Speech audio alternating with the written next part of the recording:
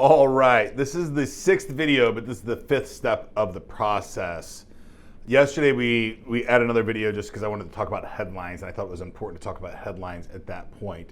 You should, at this point, if you've been following along and you've been doing stuff along the way, you should have some ideas on how to build an ad, depending on where you're building that ad, doesn't really matter, and how to build a landing page, right? All of these tactics are, you use them for your ad and your landing page, right? Slight differences. If you want to talk about those differences in detail, I'm more than happy to do them, but that whole process needs to look similar and be coherent message throughout the entire process.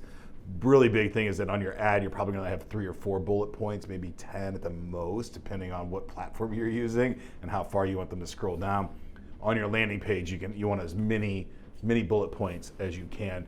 And remember, those bullet points are overcoming potential objections to buying your product, right? You want to remove as many objections as you possibly can. So defining your sales process. So this is how, after the fact, they've filled out a form, they've done something, or what do you want them to do? And we talked about this on day 1 when we were building out when we were deciding what product we wanted to sell, right? And if we were selling a digital product, if we wanted them to download something, if we wanted to capture their email address, and we had a whole grading mechanism on how challenging each one of those steps would be.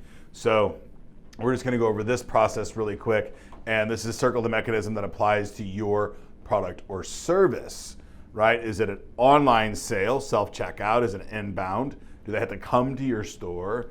Do you want them to talk to you in Messenger? This is pretty new. Now, a lot of companies are doing it, but it's not mainstream across the board.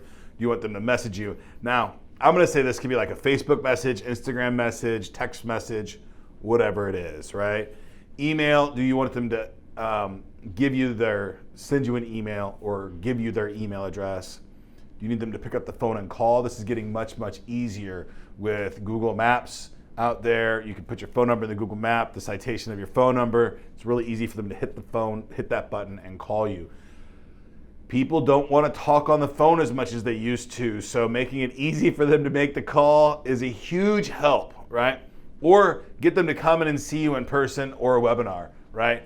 To do those things, you have to create, to do in-person or webinar, you're going to have to create some kind of crazy ass value to get them to do that, right? Unless they really were looking for your product or service.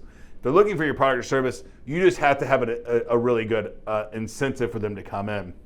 Again, yoga studios are great for this. Dentists, tires, roofers, you have to go out and talk to them. Electricians, you have to go out and talk to them. Car dealers have to come in person, right? Although Carvana is changing that game quite a bit, right? So in this, depends on where they're at inside of your funnel. Strangers, right? If you are marketing to a stranger, somebody that's never talked to you before, and that's going to be the hardest one to do. So you want the easiest method for them. So if it was a stranger, I would want an email or a phone call right out of the gate. That's what I'd be trying to accomplish. Get their email address so I can start getting them in front of them more frequently, get them to click on a page so that I can retarget them, right? Social followers, you can get them to call you pretty easily, right? They're already following you on Facebook. You can reach out to them, get them to call you. The strangers, you can do webinars. Webinars are in person. It's hard to get people in person, right? So you might want to do that right out of the gate because it's going to create a much better, meaningful relationship if you can get them in person.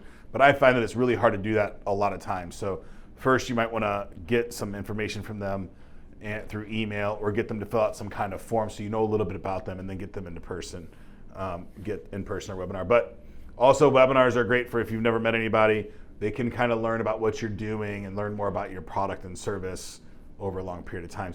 And webinars nowadays can be pre-recorded videos, pre-recorded webinars, so you're getting them to watch a webinar. Website visitors, if they're on your website, there should be a form to click and email, really easy. But if they're on your website, I say give them every option, right? Call, email, text, any one of those, or live chat. I really like live chat on websites. It's how I do a lot of support today. Warm list, they know who you are. and you're going to send them emails. So a warm list or emails, you're going to do some kind of outreach to them. If you can get them in Messenger, right? If you can get them text messaging back and forth, now they're used to having a communication with you long term. They're not timid about meeting you anymore or talking to you anymore. They're literally, you start to feel like a friend because you're communicating to them like friends and family would, right? Previous customers, you want them to come in if you can get them to come in. So yoga studio, right? A very easy, yoga studios and gyms, a very, very easy plan to raise revenue is take your old customer list, your old cancels, and do a win-back campaign. Send them all an email saying, hey, we're gonna give you everybody that's an ex-member that's been canceled for more than 1 year, we're giving you a 2-week pass or a 1-week pass, whatever it is. Come back in, meet the new staff, see the see the updated facility. Hopefully you're doing updates inside your facility, at least regularly enough that they can see something new from time to time, right? If they're currently a customer, you want them checking out online if you can, right? So they know your brand, they know who you are, you've got merchandise, you've got other services, you've got other plans that they can purchase from you. You want them to do that online or come in, but that's gonna be the easiest sell. Absolutely, your existing customers are going to be your easiest sale across the board. So those are kind of the steps. You can kind of play this back and forth, and current customers, depending on your product or service, you might want them to come in if you're trying to get them to do something that needs to be demonstrated at a higher level. Or if you are a gym, you want to tell them personal training, right?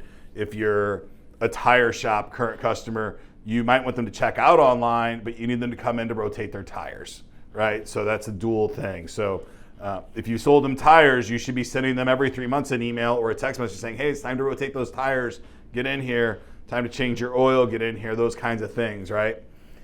Previous customers, any incentive you can get them to get back in the door, to get them back in there, but they also know you still, so you might get an online checkout there.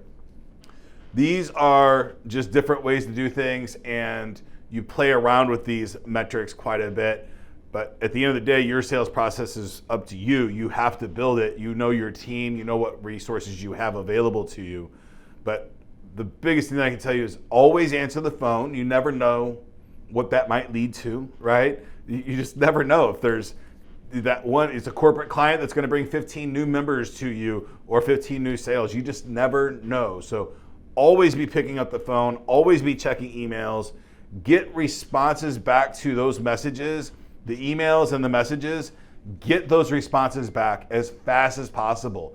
Every minute you wait to get back with somebody that sends you an email or a text message and not call them, not do your outreach, you drop drastic percentages on your close rate. So that you really, really want to make sure that you're getting back to your potential sale as fast as possible, right? It is so wildly important. And once you get this lead for these strangers and these social followers and website visitors, once you get them, if they don't buy, your job is not over. You still have to keep going, right? You have to convert them from a lead into a client. That's where the real work starts, right? Everything up until this point is awareness, getting their attention, getting them to stop scrolling, getting them to watch the TikTok video, seeing your name on a billboard, or Googling a service that Googling a problem that you're gonna solve their problem for. That's all I got for today, folks. Get to work.